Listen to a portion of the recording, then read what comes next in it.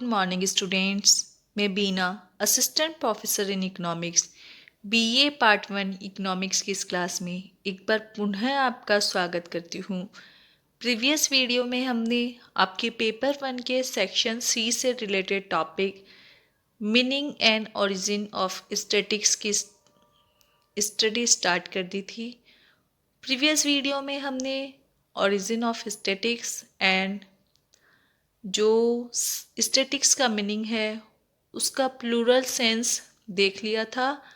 Plural sense में जो statics है उससे हमारा तात्पर्य स्टैटिकल डेटा अर्थात सांख्यिकीय समंकों से था। आज की इस क्लास में या इस वीडियो में हम statics in the singular sense अर्थात सांख्यिकी का एकवचन रूप में क्या तात्पर्य है उसकी स्टडी करेंगी। तो देखिए, जो एकवचन रूप में सांख्यिकी है वो सांख्यिकी विज्ञान या सांख्यिकी विधियों के रूप में मानी जाती है। डिफरेंट टाइप के स्टैटिकल मेथड्स है जिनका कि हम यूज़ करते हैं। For example collection of data first है आपका कलेक्शन ऑफ डेटा। इसके अंतर्गत हम समंकों को पूर्व निश्चित उद्देश्य के अनुसार प्राइमरी या सेकेंडरी सोर्सेज से कलेक्ट कर लेते हैं। प्राइमरी सोर्सेज में अनुसंधानकर्ता स्वयं डायरेक्टली फील्ड में जाकर डेटा कलेक्ट करता है, जबकि सेकेंडरी सोर्सेज में डेटा इनडायरेक्टली कलेक्ट होता है क्योंकि डेटा कलेक्ट किसी और के द्वारा किया जाता है और अनुसंधानकर्ता सिर्फ उसका यूज़ करता है। फॉर एग्जांपल यदि हम गवर्नमेंट रिपोर्ट्स में पब्लिश डेटा को यूज़ करते हैं तो ये सेकेंडरी सोर्सेज से कलेक्टेड डेटा होगा।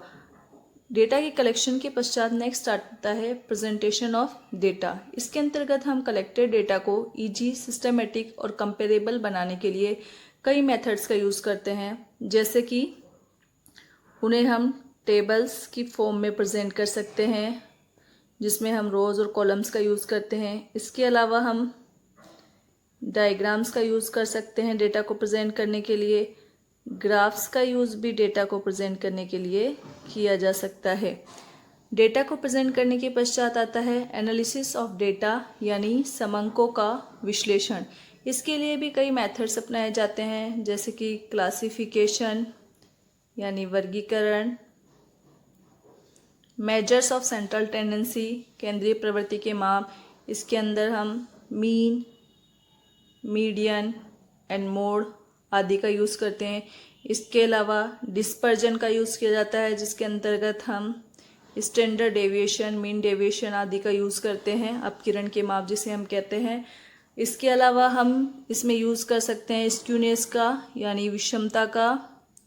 विषमता से रिलेटेड जो डिफरेंट मेजर्स है उनका यूज़ भी हम इसके लिए कर सकते हैं। एक है आपका कोरिलेशन कोफिशिएंट यानी सहसंबंध गुणांक। इसका यूज़ भी हम एनालिसिस ऑफ डेटा के लिए करते हैं। लास्ट है आपका इंटरप्रिटेशन ऑफ डेटा। तो विश्लेषणात्मक जो रीतियाँ हैं उनका प्रयोग करने के पश्चात हम अवेलेबल स्टैटिकल मेजर्स के आधार पर उचित और निष्पक्ष निर्णय निकाल लेते हैं। इस प्रकार एकवचन रूप में सांख्यिकी में डेटा के कलेक्शन से लेकर डेटा के इंटरप्रिटेशन तक के मेथड को शामिल किया जाता है और इसके आधार पर उचित निर्णय निकाले जाते हैं।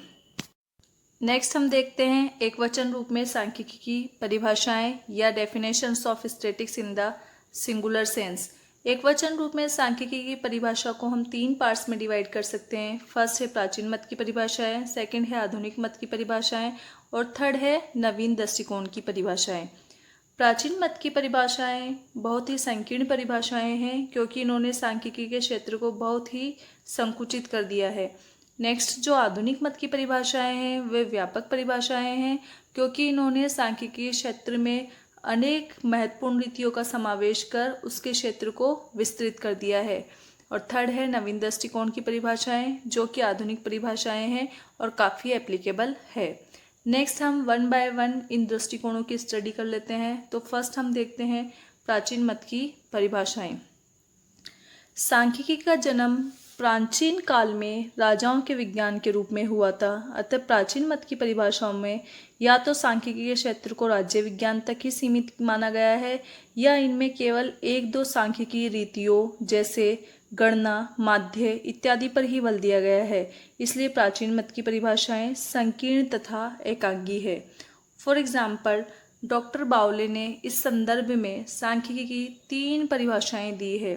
फर्स्टली वो कहते हैं सांख्यिकी सामाजिक व्यवस्था को संपूर्ण मानकर सभी स्वरूपों में उसका माप करने का विज्ञान है। इस परिभाषा की 2 प्रमुख कमियां ये है कि इसने सांख्यिकी के क्षेत्र को मनुष्य या सामाजिक व्यवस्था तक ही सीमित माना है, जबकि सांख्यिकी प्राकृतिक विज्ञान तक विस्तृत है। इसके अलावा इसमें सांख्यिकी की केवल एक रीति मापन का ही उल्लेख किया गया है, जबकि अनुमान का भी सांख्यिकी में बहुत प्रयोग किया जाता है। नेक्स्ट डेफिनेशन बावले ने दी है कि सांख्यिकी गणना का विज्ञान है। इस परिभाषा की कमियां यह है कि इसमें केवल गणना रीति का ही उल्लेख किया गया है, जो कि तब प्रयोग की जाती है जब डेटा स्मॉल स्केल पर कलेक्ट किया जाता है।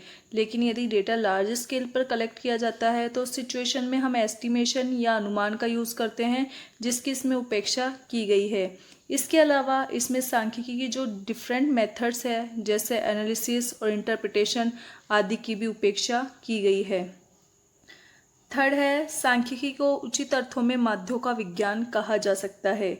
इस डेफिनेशन की कमी यह है कि इसमें सांख्यिकी की अन्य रीतियों जैसे अपकिरण विषमता आदि की उपेक्षा की गई है और सिर्फ माध्य यानी केंद्रीय प्रवृत्ति के मापन का ही उल्लेख किया गया है।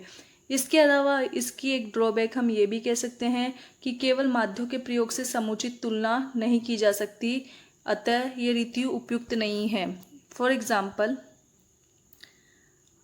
हम 3 स्टूडेंट्स की पॉकेट मनी का एग्जाम्पल लेते हैं, जिन्हें की डिफरेंट ईयर्स में पॉकेट मनी इस प्रकार से मिल रही है।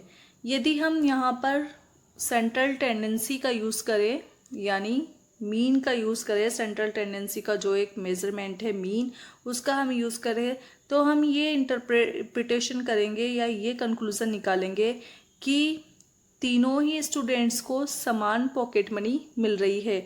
लेकिन यदि हम डीप स्टडी करें तो हम देखेंगे कि एक की पॉकेट मनी बढ़ रही है, बी की पॉकेट मनी घट रही है और सी की पॉकेट मनी स्थिर है। अतः हम कह सकते हैं कि माध्य के अतिरिक्त अन्य रीतियों का उपयोग भी आवश्यक है। नेक्स्ट हम देखते हैं आधुनिक मत की परिभाषाएं।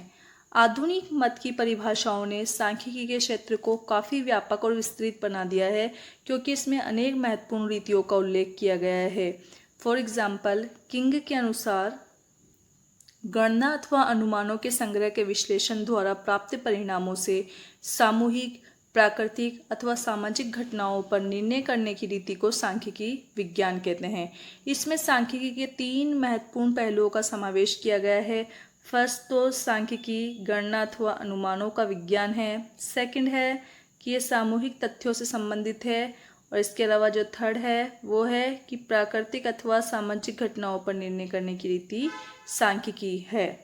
इस परिभाषा का दोष यह है कि इसमें सांख्यिकी की जो एक रीति है निर्णय या निर्वचन अर्थात इंटरप्रिटेशन, उसको एनालिसिस और कलेक्शन से ज़्यादा इम्पोर्टेंस दी गई है। यानी यहाँ जो कलेक्शन यानी संकलन या संग्रहण है और एनालिसिस यानी विश्लेषण है, उसको काफ़ी कम महत्व दिया गया है या उन रीतियों की उपेक्षा की गई है। नेक्स्ट है या लून चाओ की डेफिनेशन। या लून चाओ ने सांख्यिकी को परिभाषित करते हुए कहा है कि सांख्यिकी संख्यात्मक तथ्यों से संबंधित विज्ञान है। इसमें समंकों के प्रारंभिक नियोजन से लेकर निष्कर्षों को अंतिम रूप में प्रस्तुत करने तक की सभी क्रियाएं सम्मिलित होती है। अधिक विशिष्ट रूप में इसमें संख्यात्मक तथ्यों का संग्रह करना, उन्हें वर्गीकृत करना, उनका विश्लेषण एवं निर्वचन करना और उनसे तर्कपूर्ण निष्कर्ष निकालना आदि क्रियाओं का समावेश होता है। उपयुक्त परिभाषा में सांख्यिकी की लगभग सभी महत्वपूर्ण रीतियों का समावेश कर लिया गया है, किंतु इस परिभाषा का दोष यह है कि इसमें सांख्यिकी की प्रकृति को स्पष्ट नहीं किया गया है कि सांख्यिकी कला है या विज्ञान है। इसलिए हम नवीन दृष्टिकोण की परिभाषाओं को भी देख लेते हैं। नेक्स्ट है आपकी अनिश्चितता पर आधारित नवीन दृष्टिकोण की परिभाषाएं। इसके अनुसार सांख्यिकी को अनिश्चितता की स्थिति में उचित निर्णय लेने का विज्ञान माना जाता है। वालिस तथा रॉबर्टसन ने सांख्यिकी को परिभाषित करते हुए कहा है कि सांख्यिकी अनिश्चितता के समक्ष विवेकपूर्ण निर्णय करने की रीतियों का समूह है। हेडले, केने, कीपिंग, नेटर व वासरमैन आदि ने भी इस दृष्टिकोण का समर्थन किया है।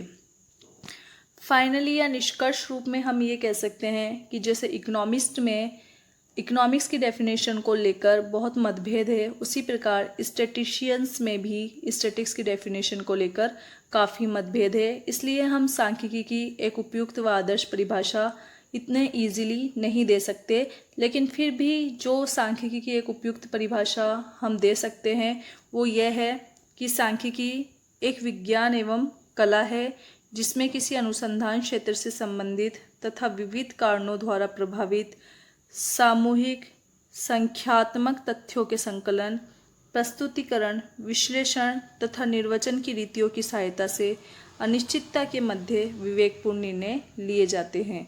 तो यहाँ हुआ सांख्यिकी का अर्थ तथा उसकी परिभाषाओं से रिलेटेड टॉपिक हमारा कंप्लीट।